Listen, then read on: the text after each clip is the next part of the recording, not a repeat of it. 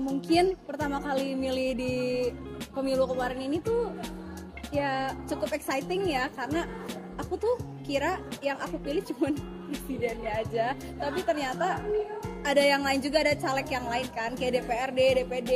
Terus sepanjang kampanye juga seru kan, banyak taktiknya capres kita buat dapet kaum Gen Z dan millennials buat pilih kan. Tapi mungkin yang aku harus jadiin pesan buat next pemilunya adalah buat tekenin lu berjurdil lebih lagi sih, karena jujur aja banyak banget kalau aku lihat di sosmed ya, itu tuh ada buzzer di mana-mana, terus ada yang dibayar lah, ada yang gimana gitu-gitu, jadi kesan lu berjurdil yang harusnya ada di pemilu itu tuh hilang gitu.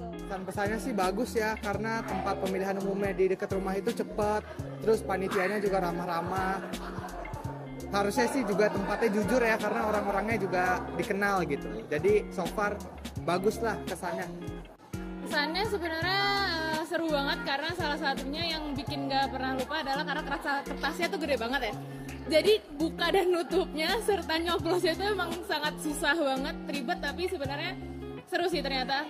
Nah, bacain nama-namanya, ngeliatnya, terus oh mana nih yang berkredibel buat dipilih sama enggak, itu sih palingnya. Jujur sih sebenarnya nggak ada yang gimana-gimana ya.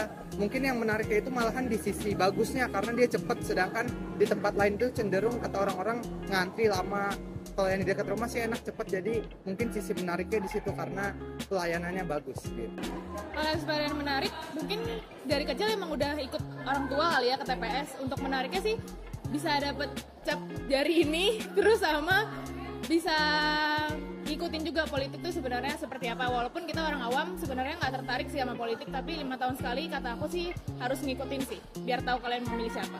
Sebenarnya nggak ada yang gitu menarik, cuman aku inget sebelum aku masuk ke ruang bilik buat pilihnya itu ada tetanggaku ternyata yang nyalek gitu, jadi dia minta aku milih orang itu. Tapi biasanya kan kayak kalau ada yang mau nyalek terus minta tolong dipilih, biasanya dikasih amplop isi sesuatu gitu kan. Kalau ini nggak ada, jadi emang purely minta dipilih aja gitu.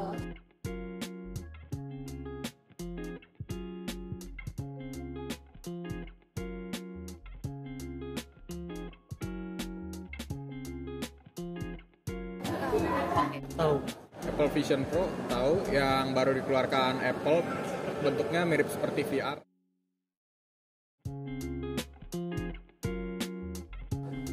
Kemungkinan berguna karena kita itu bisa mengakses, nggak perlu disentuh-sentuh, dan privasi kita juga terjaga karena cuma kita aja yang lihat.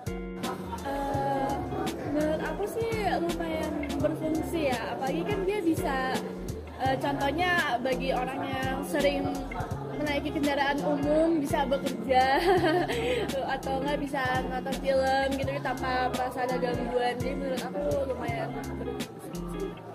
Kalau aku pribadi kan belum punya ya, jadi kalau mungkin untuk orang yang punya akan sangat berguna untuk dia sih. Apalagi kan di zaman era modern ini untuk sejenis barang yang seperti itu udah sangat berkembang banget kan.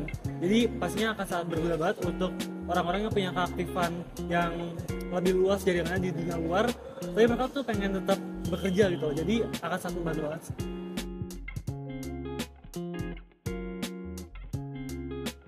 Kemungkinan akan normal. Kalau dari aku sih lihatnya Apple Vision Pro itu sedikit sama dengan VR ya. Nah dulu kan VR kan juga dianggap baru dan kurang normal ya bisa dibilangnya ya. Tapi kan lama-lama sekarang orang juga banyak menggunakan VR dan sudah menjadi hal yang sudah dinormalisasi sekarang. Jadi untuk 5 tahun ke depan menurut aku Apple Vision Pro bisa menjadi sesuatu yang normal. Jujur aku kurang berani untuk memberikan prediksi karena kita nggak tahu kan orang-orang punya perspektif masing-masing.